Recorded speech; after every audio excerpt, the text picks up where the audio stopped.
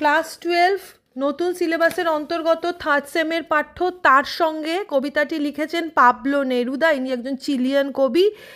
এর অনুবাদক শক্তি চট্টোপাধ্যায়। এখান থেকে কিছু গুরুত্বপূর্ণ এমসিকিউ আমার ক্লাস 12-এর স্টুডেন্টদের জন্য। কবিতার নাম তার সঙ্গে, লিখেছেন পাবলো নেরুদা। কবির মতে সময় পার করতে হবে কিভাবে? সমঝে। সমঝে মানে কি? বুঝে। পাথর ফাটলে যা আটকায়নি, কি আটকায়নি? বাসা বানানো। সময়টা সুবিধের নয় বলে কবি তার সঙ্গীকে কার জন্য অপেক্ষা করতে বলেছেন? কবির জন্য, অর্থাৎ স্বয়ং কবি বলেছেন তার জন্য তার সঙ্গীকে অপেক্ষা করতে। কবি যার সঙ্গে নিতে বলেছেন কি? ঝুড়ি শাবল।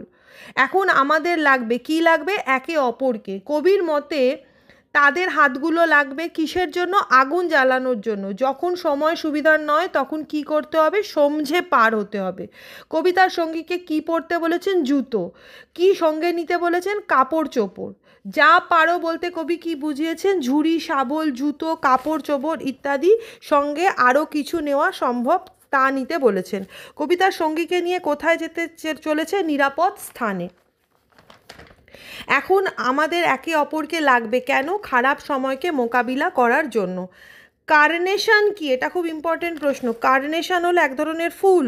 শুধু কার্নেশন ফুলের জন্য না, মধু তালাশের জন্যেও না। তবে কবি সঙ্গীকে কেন প্রয়োজন? আগুন জ্বালানোর জন্য। তালাশ শব্দের অর্থ কি? সন্ধান করা বা তল্লাশি করা বা খোঁজা।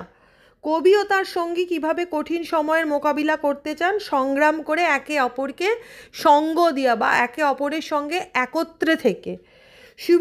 অসুবিধাজনক সময়কে কবি ও তার সঙ্গী কিভাবে রুখতে চান? হাতে হাত রেখে সম্মিলিতভাবে।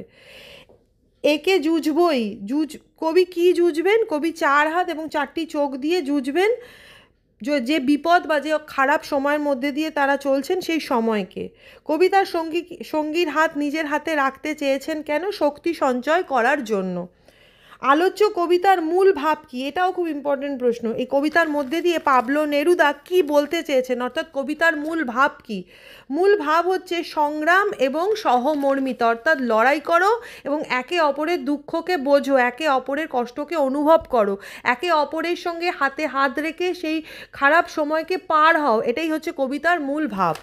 তাহলে কবিতাটা হচ্ছে তার সঙ্গে, এটি লিখেছেন চিলিয়ান কবি পাবলো নেরুদা। ক্লাস 10-এ অসুখী একজন বলে যে কবিতাটা আমরা পড়েছিলাম, সেই কবিতাটাও লিখেছিলেন পাবলো নেরুদা। সেই পাবলো নেরুদার লেখা তার সঙ্গে কবিতা, এটি অনুবাদক শক্তি চট্টোপাধ্যায়। এটি ক্লাস 12 থার্ড সেমের পাঠ্য। এখান থেকে বেশ কিছু ইম্পর্টেন্ট এমসিকিউ আমি তৈরি করে দিলাম।